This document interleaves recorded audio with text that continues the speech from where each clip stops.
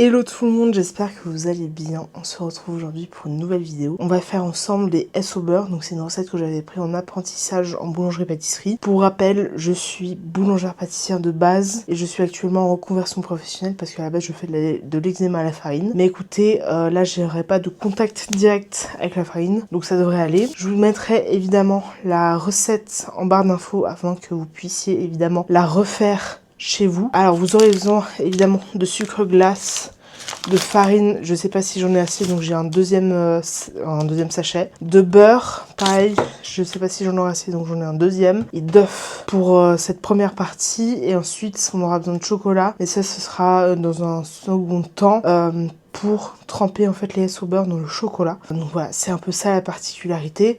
Après, avec la même masse des S au beurre, vous pouvez faire des noix de Zurich, qui je vais vous montrer, mais là j'aurai pas de confiture de framboise, parce que normalement vous avez besoin de confiture de framboise, mais je vous montrerai juste comment les faire, et la masse c'est la même. Et après vous pouvez faire différentes formes finalement avec la masse de S au beurre, qui est en fait une masse au beurre. Donc vous aurez besoin dans un premier temps de farine et de beurre que vous viendrez mélanger ensemble. Je mettrai évidemment des inserts que je filmerai avec mon téléphone, évidemment, pour plus de facilité, afin de laisser ce setup finalement en place et que vous puissiez... qu'il n'y ait pas de gros changements, parce que là je crois que je suis assez bien et la qualité est assez bien, je sais. Évidemment, alors moi je fais ça dans un KitchenAid, donc ça c'est le bol à KitchenAid, et évidemment d'une balance afin de peser les ingrédients, parce que moi ça me paraît logique mais on sait jamais. Donc vous allez mettre le sucre glace et vous aurez besoin 142 grammes. Alors, évidemment vous mettez à 0 afin que sur tard, pour que ce soit évidemment le mieux possible pour pouvoir peser finalement tous les ingrédients.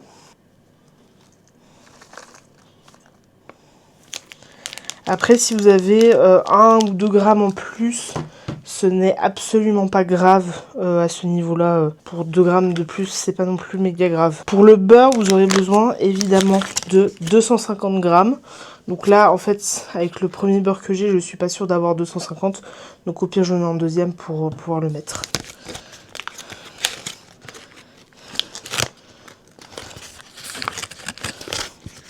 Et si jamais le beurre se congèle, donc si jamais vous pouvez stocker, ça c'est vraiment aussi à titre d'information, le beurre peut se congeler, donc n'hésitez pas à congeler si vous avez un peu plus de beurre. Et si vous ne le saviez pas, au moins maintenant vous le savez.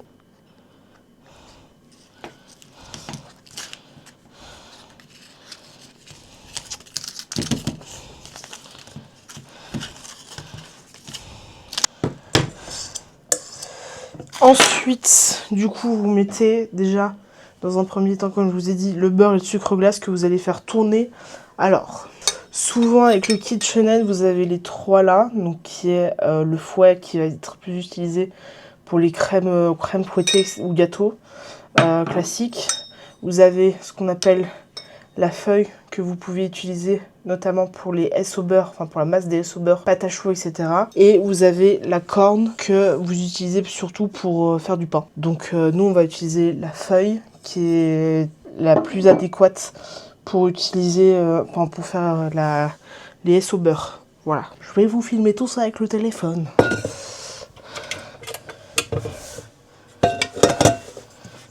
Alors, hop, vous mettez là, vous baissez, et forcément dans un premier temps vous allez le mettre doucement. J'aurais dû couper le... Attendez, je vais couper le beurre plus. J'ai fait une bêtise. J'ai mieux coupé le beurre. Vous mettez d'abord à 1 pour qu'on puisse bien mélanger et que ce ne soit pas comme avant où ça sort finalement, enfin tout sort. Et là, donc, vous faites bien, faut bien que ce soit mélangé, le beurre et le sucre glace, sinon après ça peut faire vite la merde, etc. Donc, évidemment, vous essayez de bien mélanger les deux masses, et une fois que ce sera bien, on mettra les œufs, etc. Donc, en attendant que la masse de beurre et de sucre glace se mélange, on va venir peser les autres matières, ouais, genre farine et œufs. Donc voilà. Alors, vous aurez besoin de 250 grammes d'œufs, ce qui fait, je crois, 4 si je dis pas de bêtises, parce qu'un œuf, en moyenne, pèse 50 grammes, plus ou moins. Donc ça fait à peu près 4 œufs. Voilà. Là, vous le voyez, ça fait 52 grammes. Évidemment, on évite de mettre de la coquille dans le bol. Et voilà. Donc là, je sais que j'aurai même pas 250, j'ai dit. Oui, 250 grammes de beurre, d'œuf. Oula. Faut que je dorme, moi, la nuit, hein, finalement. 200 grammes. Je dis des bêtises, c'est 5 œufs et pas 4. Excusez-moi, autant pour moi. Je ne sais apparemment plus calculer. Ah oui, parce que 5 fois 5, ça fait 25. Donc c'est logique que ce soit 250. Et hop, vous avez 250 grammes. Ensuite, on va aller peser. On va aller peser la farine. Comme ça, c'est fait. Ensuite, pour la farine, il vous faut 500 grammes de farine blanche, évidemment, parce que aux farines fleurs, selon comment vous appelez, pas ni blanche. Ça peut passer, mais plutôt blanche. Ou farine fleur, farine de froment, qui est de la farine de blé, évidemment. Donc, 500 grammes. Normalement, ça devrait passer dans le bol. Alors, attends, sinon je fais en deux. Je crois qu'il faut que je fasse en deux fois. Bon, 400 grammes. Et il faut que je pèse encore du coup 100 grammes parce que je sais que ça va pas passer du tout dans le bol que j'ai là, qui est déjà presque plein. Et donc 100 grammes, je suis sûre que ça va être de la dope. Donc voilà, essayez de prendre un bol soit assez grand, soit faites en deux bols sans aucun souci. Hop, on pèse. Les 100 grammes qui restent à peser finalement. Donc là, se trouve que j'en ai trop mis. J'ai 36 grammes de plus. Donc hop, on enlève. Jusqu'à arriver évidemment là où on a envie d'arriver. Voilà. Hop, je vais juste enlever un petit peu de l'eau de bol pour que ce soit un peu plus équitable, entre guillemets. Voilà. Une fois tout pesé, je vais vous reprendre là-bas, mais cette fois-ci avec le téléphone pour insérer les œufs et ensuite la farine. Mais de toute manière, je vais rester là parce que comme ça, je sais que c'est en continu et je pourrai insérer un peu au fur et à mesure. Alors, une fois que c'est bien mélangé comme ça, hop, vous pouvez mettre un petit peu rapide. On va insérer petit à petit les œufs. Bon, vu qu'on a 5 œufs, 2 et 3 ou 1 à 1 sans aucun problème. Là, c'est à vous de voir. Là, j'en ai mis 3 dedans pour déjà commencer un peu à mélanger. Alors, sachez que le gras du beurre avec les œufs ne se mélange pas très bien. Donc, en tout cas, il faut essayer que ce soit le mieux mélangé. Mais de toute manière, je vous montrerai comment ça se fait finalement. Alors, si vous avez une corne, donc c'est assez pratique, sinon il faut utiliser une maryse, mais n'hésitez surtout pas à venir aussi gratter comme ça sur les bords, hop, afin de pouvoir, que ça se mélange le mieux possible. Et hop, vous venez, n'hésitez surtout pas à faire ça, pour que ça se mélange finalement le mieux possible. Comme je vous l'ai dit, ça se mélange pas très bien le beurre et les œufs. Mais voilà. En tout cas, essayez un max de gratter pour que ça se mélange au mieux possible, évidemment. Ensuite, on insère les œufs qui restent et on attend que ça se mélange un petit peu. Là, ça commence un peu à se mélanger, mais là, je sais que ça va pas aller beaucoup loin dans mes souvenirs que ça. Donc, on va juste vraiment attendre un tout petit peu avant d'insérer la farine. J'ai oublié une chose de vous dire, c'est que faut rajouter aussi de l'arôme vanille. Enfin, une possibilité de rajouter de l'arôme vanille ou de l'arôme que vous voulez. Et là, on a 5 grammes. Alors, normalement, je le mets avec les œufs. J'ai déjà inséré les œufs, mais j'ai oublié de mettre. Mais là, il faut 5 grammes d'arôme vanille. Donc, attention à pas trop en mettre parce qu'en tout cas, cet arôme-là de vanille est assez fort. Donc, le goût sera très présent. 5 grammes est amplement suffisant pour l'insérer dedans. Bon, une fois que c'est mélangé, il faut venir insérer un peu au fur et à mesure, hop, la farine qui va permettre du coup d'être bien liée, enfin que la pâte soit bien liée, etc. Donc hop, au fur et à mesure, vous rajoutez et ça, vous attendez que ça se mélange. Donc là, je suis juste venue racler un petit peu et on va relancer la masse et continuer à insérer la farine finalement dans la pâte. Vous verrez, là, ça commence gentiment à bien se mélanger, etc. Donc c'est assez cool. Et après, je vous montrerai comment on fait les S au beurre, évidemment, sur les plaques. Alors, en attendant que ça se mélange, on va venir préchauffer le four. Alors, moi, je mets à 220 pour que ça chauffe bien et après, on descendra à 180. Et pour l'instant, vous pouvez préchauffer le four à 220 degrés. Au niveau des thermostats, je sais pas du tout, je sais pas quoi ça correspond, mais en tout cas à 220 degrés. De préférence, chaleur tournante avec cuisson vers le bas. Et évidemment, avant que ça chauffe beaucoup, on va venir enlever les plaques pour pouvoir ensuite finalement faire les S au beurre sur les deux plaques. Évidemment, on va mettre du papier cuisson. Et on referme le tour pour que ça puisse évidemment chauffer. Attendant que ça tout se mélange bien, on va venir ranger un petit peu pour avoir de la place pour ensuite faire les S sur les deux plaques de cuisson. Donc il vous faudra aussi du coup une poche à douille. Moi j'ai pris une comme ça qui est réutilisable, que j'aime bien, etc. Et il vous faudra une douille cannelée au bout, hop, comme ça, cannelée, qui vous permettra évidemment de donner finalement la forme en fait au S. C'est plus esthétique qu'autre chose, mais là ça va être sympathique. Donc je vais vous passer au téléphone pour que ce soit mieux pour vous de regarder finalement. Et là ça va être classe. Donc on prend la masse qu'on vient évidemment mettre dans la poche à douille. Hop. Et là ensuite du coup on vient faire les S.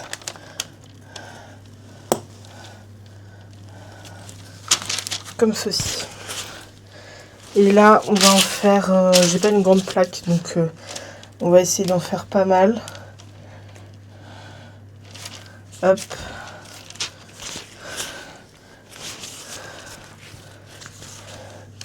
Et on continue. Et évidemment je n'ai plus des masses pour le dernier de la ligne.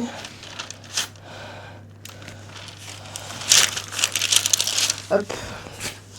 Celui-là, je dirais qu'il est un petit peu trop petit par rapport aux autres, aux deux autres là. Mais ça ira très bien. Ensuite,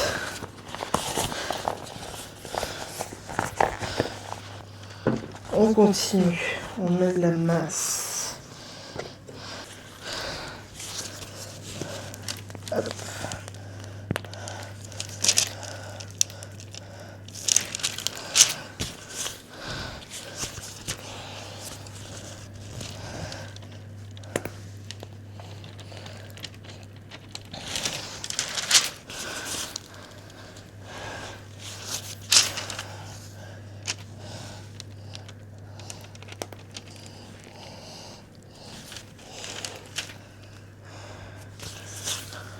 Et ensuite, on met du coup la plaque au four et on va baisser évidemment la température. Alors,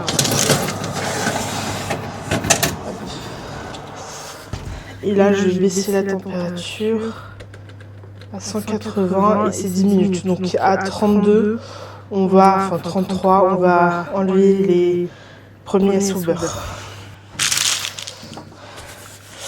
Ensuite, les noix de Zurich.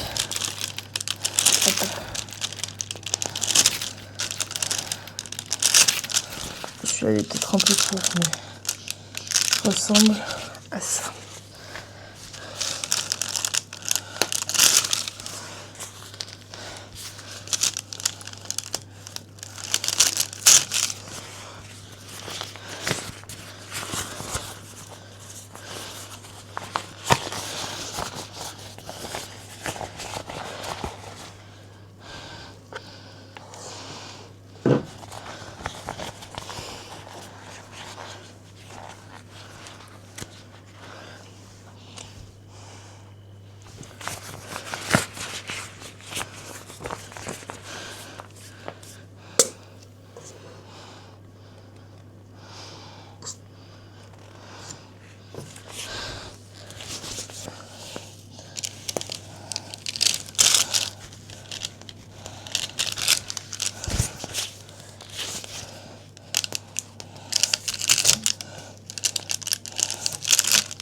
Et hop. Bon, je vais pas en faire beaucoup des noix de Zurich, mais grosso modo ça ressemble à ça. Donc il faut toujours avoir un nom pair en fait de petites crottales comme ça. Et ensuite, je vous expliquerai peut-être un peu plus tard. Et quand c'est cuit, faut mettre en fait de la confiture de framboise. J'ai pas de confiture de framboise, mais c'est pas grave. Sur un des côtés, vous fermez avec un autre. Et ensuite vous trempez dans le chocolat. Mais là, je vais vous faire des tout simples sans du tout de framboise. Et là, je vais refaire des S.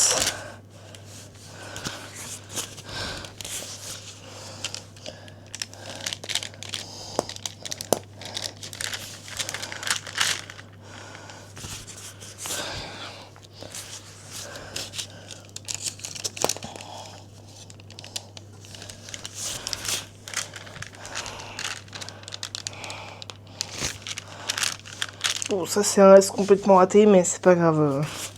Ça ira très bien.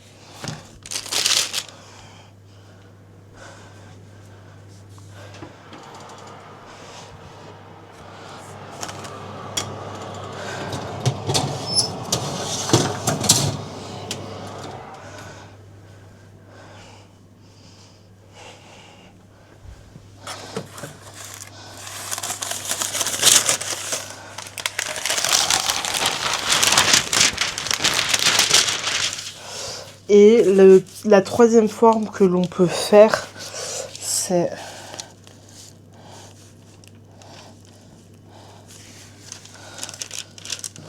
hop, je crois que c'est ça. Ou alors attends, une sorte de, on va faire plutôt en M. Ça va peut-être ressembler à un cul, hein. Mais il me semble que c'est comme ça.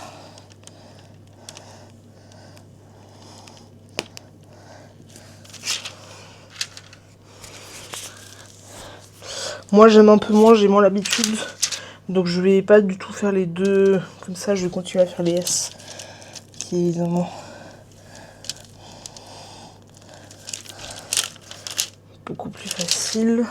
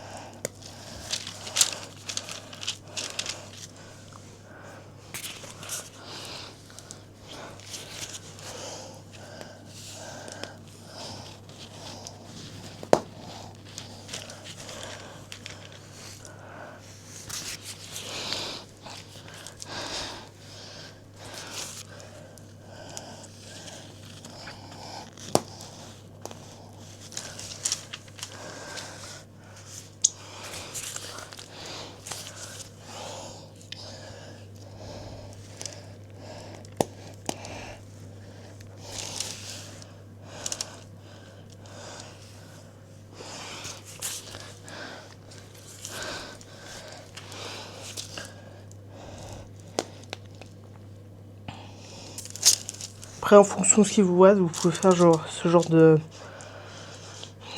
petits ronds finalement. Et je sais qu'il me reste pas des masses.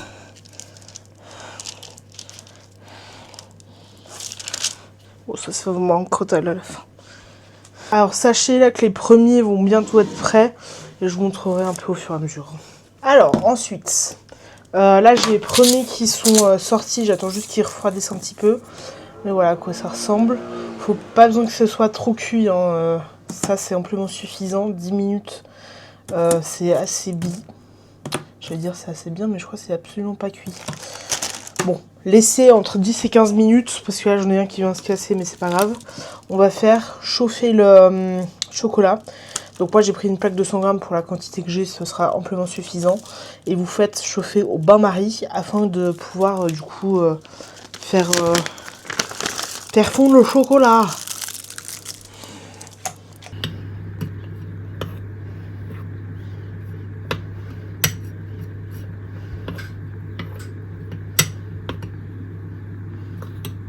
Je pense que les premiers je les remettrai au four un tout petit peu, mais j'attends juste que le reste du coup finisse de cuire finalement pour remettre. Ok, alors là le chocolat est fondu, je vais essayer de vous filmer.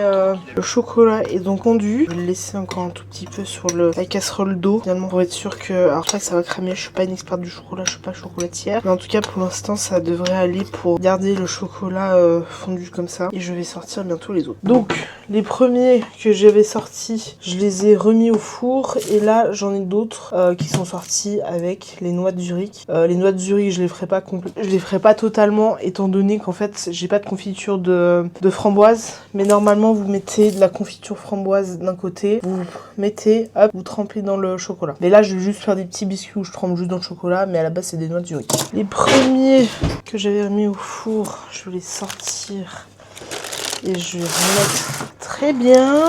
Et les derniers vont bientôt être sortis. En fait oui j'ai besoin de ça. Alors attendez, je me prépare. Comme ça va être beaucoup plus facile pour moi de faire finalement cette partie un peu, j'allais dire technique, mais alors c'est pas du tout technique, mais ça prend un peu de place finalement. Alors, je vais juste tout mettre correctement. Ah, j'en ai un autre qui s'est cassé. Pas grave si ça se casse. Donc là, vous voyez pas, mais je les ai tous disposés sur du papier cuisson. Je recule juste ça pour la simple et bonne raison, c'est que ça me fera un petit peu de place finalement pour tremper tout ça dans le chocolat. Je vais m'asseoir, parce que là je sais que je peux m'asseoir et je vais le faire sans aucun problème. Donc, vous trempez, vous posez. Et hop. Je vais prendre mon téléphone pour vous filmer tout ça, ce qui sera beaucoup mieux je pense pour voir de plus près finalement. Donc, hop, vous prenez, vous trempez plus ou moins la moitié, hein, mais en tout cas, hop. Vous posez et hop, je vous montre. La cuillère n'est pas obligatoire, enfin, c'est même un conseil, enlevez la cuillère. Je vous montre un, vous trempez, vous essayez d'enlever un max le chocolat. Vous posez et hop. Là, pareil pour les noix de Zurich. Bon, normalement, c'est avec la confiture, mais hop. Prenez, vous enlevez et hop. Voilà. Donc, vous faites évidemment cette opération. Vous faites cette opération avec tous les S au beurre et autres masses au beurre que vous avez faites, etc. Et vous les posez évidemment sur la plaque, évidemment. Après, si vous avez plus de place sur le papier cuisson que vous avez commencé à utiliser, vous utilisez évidemment un deuxième, voire un troisième en fonction de la place que vous avez et de la place que vous avez tout simplement. Il n'y a pas besoin de trop serrer non plus quand il y a le chocolat dessus. Je suis pas sûre que j'aurai beaucoup de chocolat, mais on verra. On croise les doigts pour que ça prenne finalement. Hop, et vous faites ça avec quasiment tout ce que vous avez. Hein. Si vous n'avez pas assez de chocolat pour tout ce que vous avez, évidemment vous refaites fondre du chocolat. Moi j'ai pris 100 grammes mais à mon avis j'aurais dû faire un petit peu plus. Écoutez, des fois ça arrive de pas faire assez, mais voilà, en tout cas n'hésitez absolument pas, si vous voyez que vous n'avez pas assez de chocolat, de refaire fondre du chocolat et mettre éventuellement en tout cas 200 grammes. C'est vrai que là j'en ai pas mis beaucoup, mais en tout cas il faut clairement pas hésiter à refaire fondre du chocolat, etc. et évidemment à avoir assez de chocolat finalement. Je pense que c'est ce que je vais faire parce que là je sais que j'ai clairement pas assez de chocolat, donc il faudra que je refasse fondre Et après, de toute manière, là, le chocolat prendra assez rapidement, je pense. Surtout que j'ai ouvert un petit peu pour que ça prenne plus rapidement. Et je vous reprends une fois que tout est terminé. Bon, la deuxième partie du chocolat a été faite. Et les premiers sont en train de prendre. Enfin, les premiers avec le chocolat est en train de prendre. Donc là, hop, on continue. On trempe, on pose. Évidemment, là, je m'aurais trop... pour le peu qui me reste, mais c'est pas grave. Si vous reste du chocolat, je vous conseille de le garder parce que du coup vous pouvez faire autre chose avec, genre un gâteau ou une glace avec du chocolat dessus, enfin en guise de dessert.